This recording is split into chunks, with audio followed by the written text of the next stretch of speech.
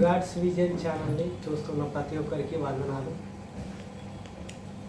గత వారం రోజులుగా వీడియో చేయడానికి కారణం, చేయలేని పరిస్థితి ఏంటంటే వాతావరణం ద్వారా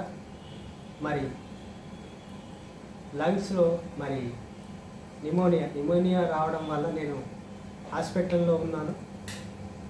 దానివల్ల ఇన్ఫెక్షన్ ద్వారా నేను జ్వరం రావడం వల్ల దేవుని వాక్యం చెప్పలేకపోయినాను.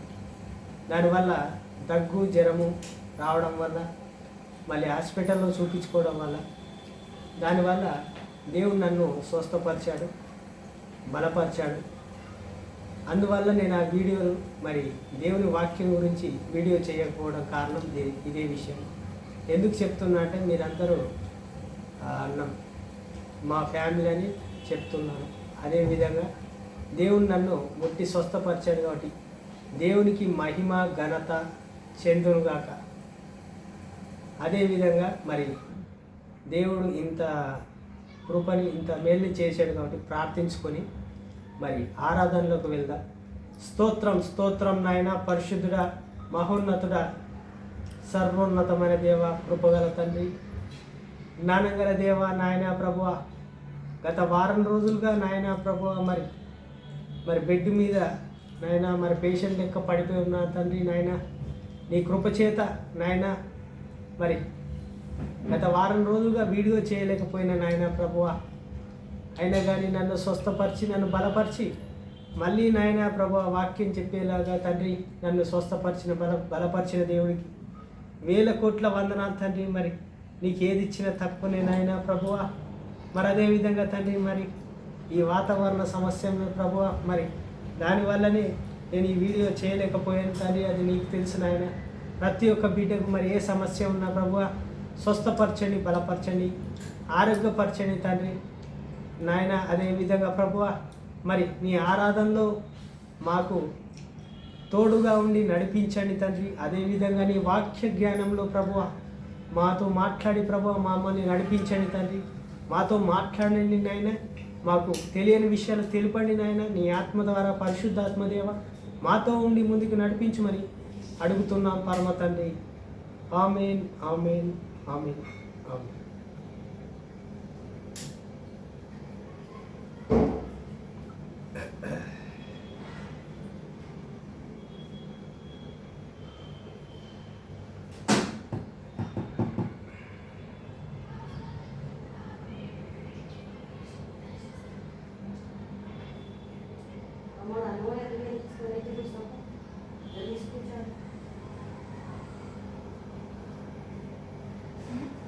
మహిమ ఘనతకు అర్హుడవు నీవే నా దైవము. మహిమ ఘనతకు అర్హుడవు నీవే నా దైవము. సృష్టికర్త ముక్తిదాత, సృష్టికర్త ముక్తిదాత, మా స్తుతులకు పాత్రుడా. ఆరాధనా నీకే, ఆరాధనా నీకే, ఆరాధనా నీకే, ఆరాధనా నీకే, ఆరాధన స్తుతి ఆరాధన, ఆరాధనా నీకే, ఆరాధన స్తుతి ఆరాధన, ఆరాధనా నీకే, ఆరాధనా నీకే, ఆరాధనా నీకే. మన్నాను కురిపించినావు, బండ నుండి నీళ్ళిచ్చినావు.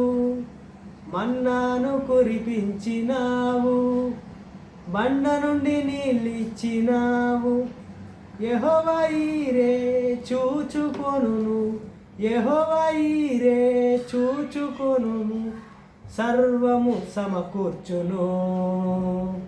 ఆరాధనా నీకే, ఆరాధనా నీకే. వ్యాధులను తొలగించినావు, మృతులను లేపినావు. వ్యాధులను తొలగించినావు, మృతులను లేపినావు. యెహోవా రాఫా స్వస్థపరుచును, యెహోవా రాఫా స్వస్థపరుచును, నన్ను స్వస్థపరుచును. ఆరాధన నీకే, ఆరాధన నీకే, ఆరాధన స్తుతి ఆరాధన, ఆరాధన నీకే, ఆరాధన స్తుతి ఆరాధన, ఆరాధన నీకే, ఆరాధన నీకే, ఆరాధన నీకే. ఆమేన్. కళ్ళు మూసుకుందాం, ప్రార్థించుకుందాం. స్తోత్రం స్తోత్రం నాయన, పరిశుద్ధుడా, మహోన్నతుడా, సర్వోన్నతమైన దేవ, కృపగల తండ్రి, జ్ఞానగల దేవ తండ్రి, మరి నాయన మరి నీవు ప్రభువాని జ్ఞానం చేత మమ్మల్ని నడిపించు తండ్రి. పరిశుద్ధాత్మ దేవ, మరి వాక్యం ద్వారా ఏం మాట్లాడుతావో తండ్రి మాతో మాట్లాడిపించండి తండ్రి, మాకు నేర్పించండి నాయన, మాకు బోధించండి నాయన. ప్రభువ బోధకుడా తండ్రి నాయన, పరిశుద్ధాత్మ దేవ, మాలో మరి అసమర్థతలు మరి ఏమైనా తప్పులు ఉంటే మమ్మల్ని క్షమించు నాయన. ప్రభువ ఇంకా మాలో ఇంకా ఏమైనా పొరపాట్లు ఉంటే మమ్మల్ని క్షమించు నాయన.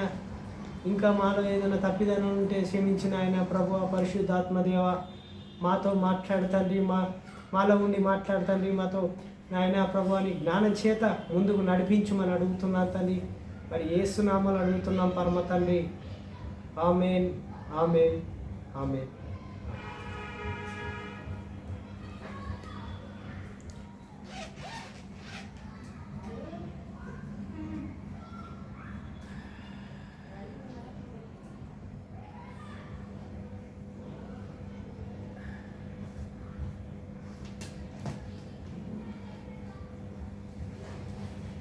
ప్రభువు మనకు పరిశుద్ధాత్మ దేవుడు చెప్పేది మరి నా జీవితంలో మరి మరొకసారి దేవుడు స్వస్థపరిచాడు. కాబట్టి ఈరోజు దేవుని వాక్యము మరి ధ్యానించినప్పుడు మరి అపోస్తుల కార్యములు 4వ అధ్యాయంలో మరి ధ్యానించినప్పుడు దేవుడు చెప్తా ఉన్నాడు. మరి దేవుడు ఏం మాట్లాడాడు, ఏం చెప్పాడు అనేది మనం చూసుకోవాలి.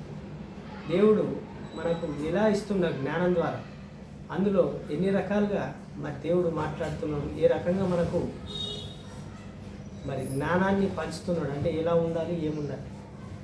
మరి పరిశుద్ధాత్మ దేవుడు తన జ్ఞానం చేత మనందరినీ నడిపిస్తూ ఉన్నాడు. కాబట్టి దేవుడు ఆ వాక్యాన్ని అపోస్తుల కార్యములు 4వ అధ్యాయము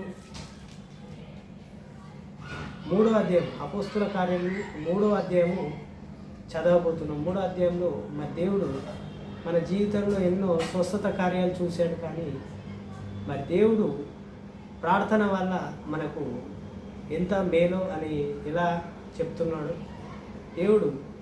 దేవుని ప్రార్థించేటప్పుడు ఏ సమయంలో ప్రార్థిస్తే మరి దేవుడు వింటాడు, ఏ సమయంలో అద్భుత క్రియలు సూచక్రియలు జరుగుతాయో దేవుడు మనకు నేర్పుతూ ఉన్నాడు. అంటే అపోస్తుల కార్యంలో 3వ అధ్యాయంలో చూసుకుంటే మరి చూద్దాం మరి ఏం జరిగిందో. అపోస్తుల కార్యంలో 3వ అధ్యాయంలో చదవబోతున్నాం. పగలు 3 గంటలు ప్రార్థన కాలము, పేతురు యోహాను దేవాలయంనకు ఎక్కి వెళ్ళిచుండగా. పగలు 3 గంటల ప్రార్థన కాలమున పేతురు యోహాను దేవాలయమునకు ఎక్కి వెళ్ళిచుండగా పుట్టినది మొదలుకొని కుంటివాడైన ఒక మనుష్యుడు మోసుకొని పోబడుచుండెను. వాడు దేవాలయంలోనికి వెళ్ళిన వారిని భిక్షమడుకుటకు కొందరిని ప్రతిదినము వానిని శృంగారమనే దేవాలయపు ద్వారమునొద్ద ఉంచి వచ్చిరి. పేతురు యోహాను గారు మరి 3 గంటల సమయంలో, అంటే పగలు అంటే మధ్యాహ్నం వేళ మరి ప్రార్థన సమయంలో మరి దేవాలయంలోకి ప్రయాణిస్తున్నారు. అంటే దేవాలయంలోకి వెళ్తూ ఉన్నారు, ప్రార్థన చేసుకున్నప్పుడు పుట్టినది మొదలుకొని ఒక కుంటివాడు, అంటే పుట్టుక నుంచే కుంటివాడు ఏ పని చేసుకోలేడు కాబట్టి అతన్ని చూసినప్పుడు అతను భిక్షం అడుక్కుంటూ ఆ దేవాలయం దగ్గర మరి పడి ఉన్నాడు. కుంటివాడు మరి కాళ్ళు లేనివాడు ఏం చేస్తాడు దేవాలయం దగ్గర అంటే మరి భిక్షం అడుక్కొని ఉంటాడు. మరి ఎందుకు దేవుడు మాట్లాడుతున్నాడు అంటే చూద్దాం.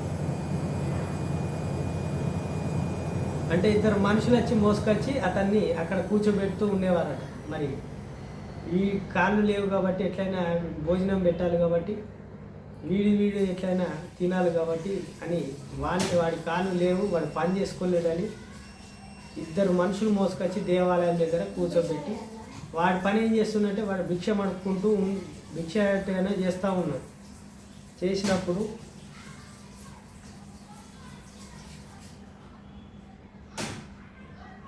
శృంగారం అనే దేవాలయము ద్వారమునొద్ద ఉంచి వచ్చి పేతురును యోహానును దేవాలయములలోనికి ప్రవేశించి పోవుచున్నప్పుడు వాడు చూచి భిక్షమడుగగా పేతురు యోహాను వానిని తేరి చూచి మా తట్టు చూడుమనిరి. వీళ్ళు మామూలుగా పేతురు యోహాను వెళ్తూ ఉన్నారు. వెళ్ళినప్పుడు ఏమైందంటే వాడు భిక్షం అడుక్కుంటున్నాడు. అంటే దేవాలయము ప్రవేశింపబోయినప్పుడు, అంటే దేవాలయంలోకి వెళ్ళక ముందే ఆ కుంటివాణ్ణి చూశారు వీళ్ళిద్దరు, పేతురు యోహాను చూసినప్పుడు ఏమన్నాడంటే పేతురు యోహాను వానిని తేరి చూచి మా తట్టు చూడుమనిరి. మా తట్టు చూడు అన్నాడు. మరి భిక్షగాడికి ఎలా ఉంటుందంటే వచ్చారు, మరి సార్లు వచ్చారు, మరి గురువుగారు వచ్చారని భిక్షగాళ్ళకి ఎట్లుంటుంది, డబ్బులు ఇచ్చేవాళ్ళు సార్లు కానీ అయ్యా ఏమైనా ఇస్తారేమో, ఇంత మరి సార్లు ఇటు తిరిగారు అయ్యగారు మరి అని అక్కడ కూర్చున్న భిక్షగాడు ఆశపడుతూ చూస్తూ ఉన్నాడు. ఏమన్నా డబ్బులు బంగారం కానీ ఇంకేమైనా బంగారు కాయిన్లు కానీ మరి వెండి కాయిన్లు కానీ ఏమైనా ఇస్తారేమో, ఏమన్నా విలువైంది ఏమైనా ఇస్తారేమో, నా తైటి చూడమన్నాడు అంటే ఏమైనా ఇస్తారేమో అని ఆశపడుతూ ఉన్నారు. అంటే భిక్షగాళ్ళు మీరు చూస్తూ ఉంటారు రోడ్ల మీద కానీ అక్కడ కానీ, ఎప్పుడైనా మనం సహాయం చేసినప్పుడు కూడా వాళ్ళు చక్కగా ఆశతో చూస్తూ ఉంటారు, ఏమైనా చేస్తారేమో, ఇంకేమైనా ఇస్తారేమో అని ఆశపడుతున్నారు భిక్షగాళ్ళు. ఆ భిక్షగాడు ఆ పేతురు యోహాన్ని చూసినప్పుడు చూసినప్పుడు ఆయన సంతోషం, అంటే ఏదో ఆశతో ఉన్నాడు. నాకేమో ఇస్తారు వీళ్ళు ఏమైనా ఇస్తేనే నేను మరి బంగారం ఇస్తారో ఏమి ఇస్తారో కానీ ఆశపడుతున్నా, ఏమైనా విలువైన వస్తువులు ఇస్తారేమో, నా జీవితం మారిపోతుందేమో అని ఆ భిక్షవాడు ఆలోచిస్తూ ఉన్నాడు. ఆ ప్రకారంగా చూసుకుంటూ ఉంటే మరి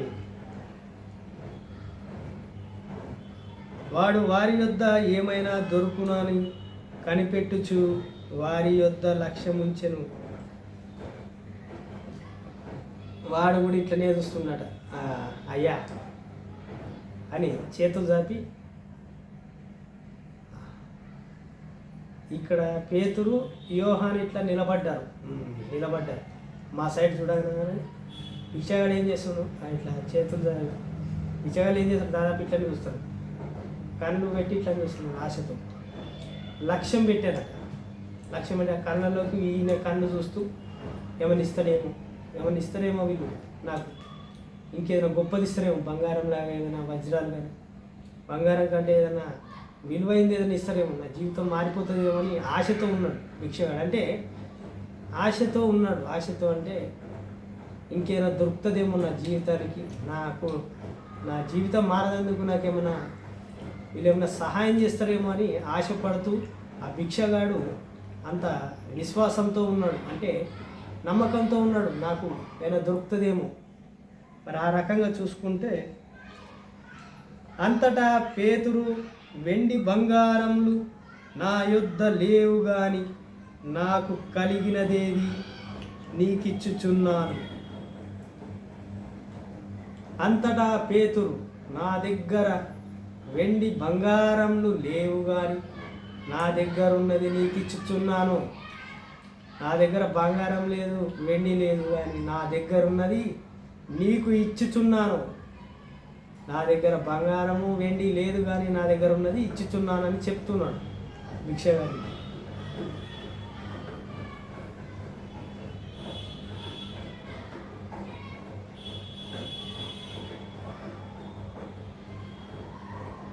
నజరేయుడైన యేసుక్రీస్తు నామమున నడుమని చెప్పి వాని కుడి చెయ్యి పట్టుకొని లేవనెత్తెను. భిక్షగాడి చేతి పట్టుకొని, నా దగ్గర ఏమీ లేదు, బంగారం వెండి లేదు, కానీ నా దగ్గర ఉన్నది నీకు ఇస్తున్నా అని చెప్పి వారి కుడి చేయి పట్టుకొని, నజరేయుడైన యేసు నామములను లేచి నడువు అని వాణ్ణి లేపాడు. లేపినప్పుడు వెంటనే వాని పాదములను చీలమండలంను బలము పొందెను. అరికాల నుంచి ఏదైతే చీలమండలం మీకు తెలిసింది, కాళ్ళ నుంచి బలం పొందుకున్నాడు. నిలబడి లేచి బలము పొందుకొని వాడు దిగ్గున లేచాడు. లేచిన తర్వాత దిగ్గున అంటే స్ట్రైట్గా అయ్యాడు. ఎప్పుడైతే మనిషి పడిపోయి వంగిపోయి కాళ్ళు పడిపోయినాడు ఎలా ఉంటాడు, ఇట్లనే ఉంటాడు. ఆయన బలంతో యేసుక్రీస్తు నామంలో చేతు పట్టుకొని విశ్వాసంతో తనని పట్టుకొని లేవనెత్తినప్పుడు దేవుని ప్రభావము ఆ కుంటివాడి మీద పడి, ఆ కుంటివాడి మీద ఉన్న ఆశ అనే దాన్ని దేవుడు పరిశుద్ధాత్మ దేవుడి ద్వారా మరి పేతురు ద్వారా మరి ఆ కుంటివాణ్ణి యేసుక్రీస్తు నామంలో, నజరేయుడైన యేసు నామంలో అన్నప్పుడు ఆ శక్తి ద్వారా, దేవుని శక్తి ద్వారా ఆ కుంటివాడు బలము పొందుకొని ఆ విశ్వాసము ద్వారా వాడు లేవనెత్తాడు. అంటే మన జీవితంలో కూడా మరి దిగ్గున లేచిన వాడు నడుచుచు గంతులు వేయిచు దేవుణ్ణి స్తుతిస్తూ వారితో కూడా దేవాలయంలోనికి వెళ్ళిపోయెను. గుడి దగ్గర కూర్చున్నవాడు గుళ్ళోకి వెళ్ళాడు. గంతులు వేస్తూ అంటే డ్యాన్సులు చేస్తూ, అంటే రెండు కాళ్ళు పైకెత్తి దేవుని స్తుతిస్తూ హల్లెలూయా స్తోత్రం స్తోత్రం అనుకుంటూ దేవుణ్ణి మహిమపరుస్తూ సంతోషంగా, అంటే మన జీవితంలో మనకు ఏ ఇబ్బంది వచ్చినా మనము ఎంత సంతోషంగా గంతులు వేస్తామో పిల్లల్లాగా, వాడి కాళ్ళు వచ్చాయి కాబట్టి నా కాళ్ళు వచ్చాయని మరి దేవుని స్తుతిస్తూ గంతులు వేస్తూ దేవాలయంలోకి వెళ్ళాడు. అంటే దీని అర్థం ఏంటంటే మన జీవితంలో ఒక రెండు కాళ్ళు ఉన్నప్పుడు ఒక కాలు పని చేయలేదు అని మనం అనుకుంటాం. అంటే మన పనులన్నీ ఆగిపోతున్నాయి. ఎందువల్ల ఆగిపోతున్నాయి అంటే కొన్ని సమస్యలు ఉంటాయి, సాతాను క్రియలు ఉంటాయి, అన్నీ ఉంటాయి. కానీ దేవుడు నిన్ను అక్కడ ఉంచుతున్నాడంటే నువ్వు దాన్ని కనుక్కోవాలి. ఏం సమస్య వచ్చింది, ఎక్కడ నేను ఆగిపోతున్నా అని ఒకసారి నువ్వు ఆలోచించుకో. నీకు ఆ పని సరైందా కాదా, మనం చేసే ప్రతి పనిలో కూడా ఆలోచించుకోవాలి, దేవునికి ప్రార్థించుకోవాలి. దేవుడు నీకు జ్ఞానం ఇస్తాడు, దేవుడే నడిపిస్తూ ఉంటాడు ఏ పనైనా. దేవుడు నీకు లాజికల్గా బైబిల్ కూడా నీకు చాలా నేర్పుతుంది. బైబిల్ చదివే వాళ్ళు, బిజినెస్ చేసేవాళ్ళు, క్రైస్తవులు ఉన్నా సరే బిజినెస్ చేసినా నీకు దేవుడు బిజినెస్ నేర్పుతాడు, ఎలా బ్రతకాలో నేర్పుతాడు. దానికి కూడా సమస్యలు వస్తే బైబిల్లో నుంచి కూడా ఆ బైబిలే మనల్ని ఆ సమస్య నుంచి కూడా బయటపడేస్తుంది. అంటే ఎప్పుడైతే మనము కుంగిపోయి ఒక కాలు మీద ఉండి ఒక కాలు పనిచేయక పడిపోతే దేవుడే లేడని లేకుండా దేవుడు ఉన్నాడని మనం అనుకుంటే దేవుడు మనల్ని ఏదో రూపాన మనల్ని దేవుడు తన చెయ్యినిచ్చి లేవనెత్తుతాడు. ఇప్పుడు కుంటివన్నీ లేవనెత్తిడు, రేపు మనల్ని కూడా లేవనెత్తుతాడు.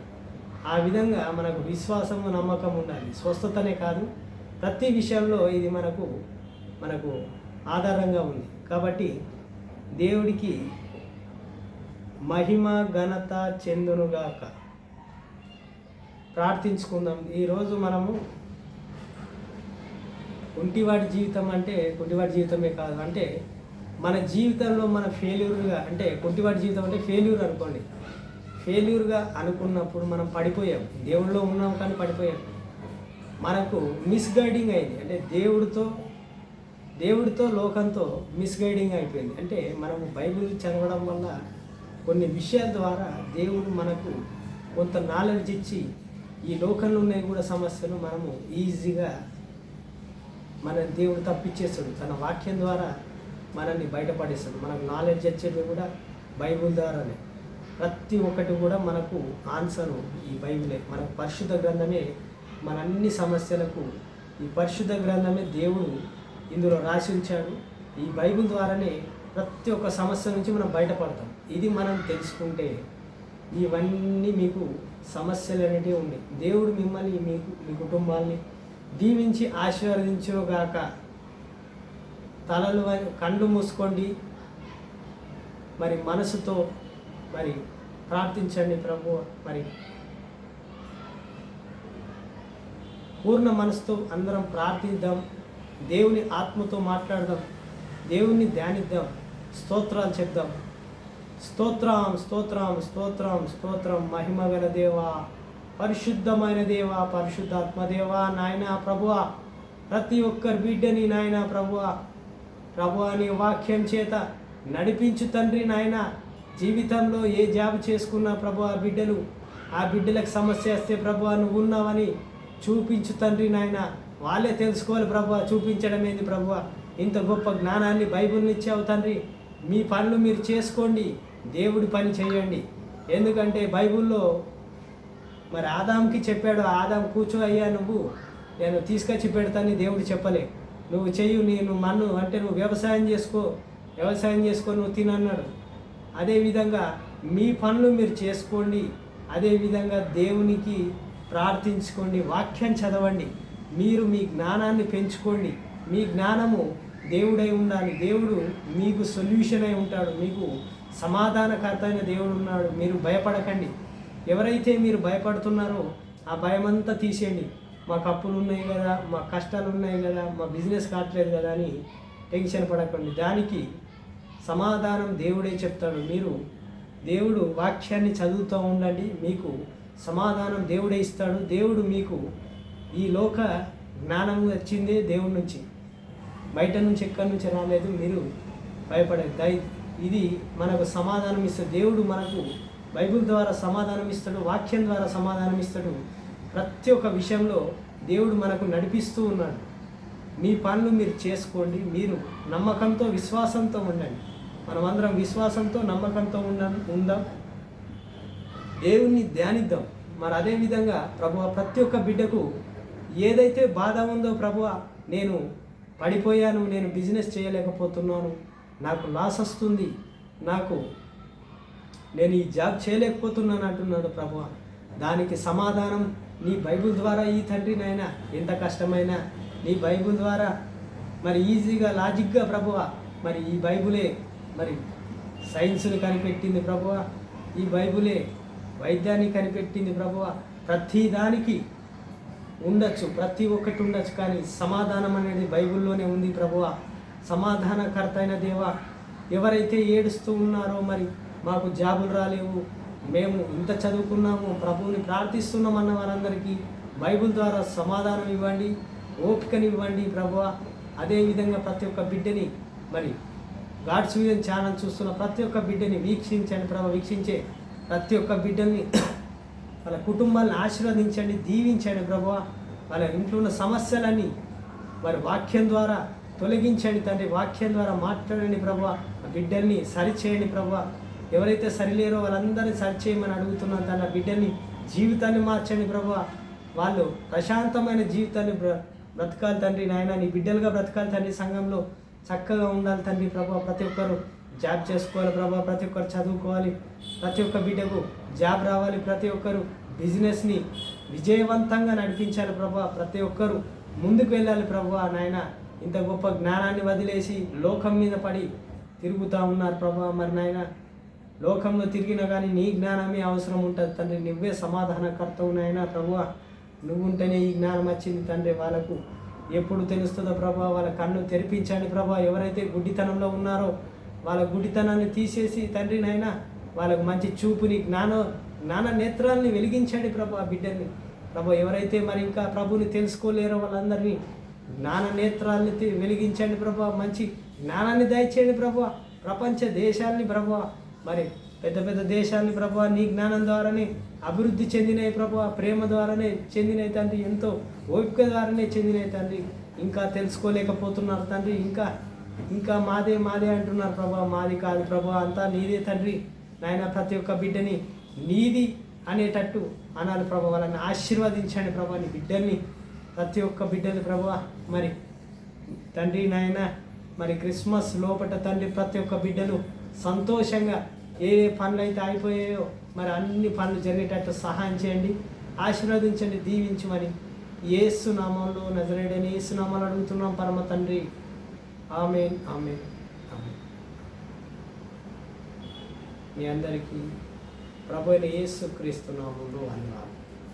ఆమేన్.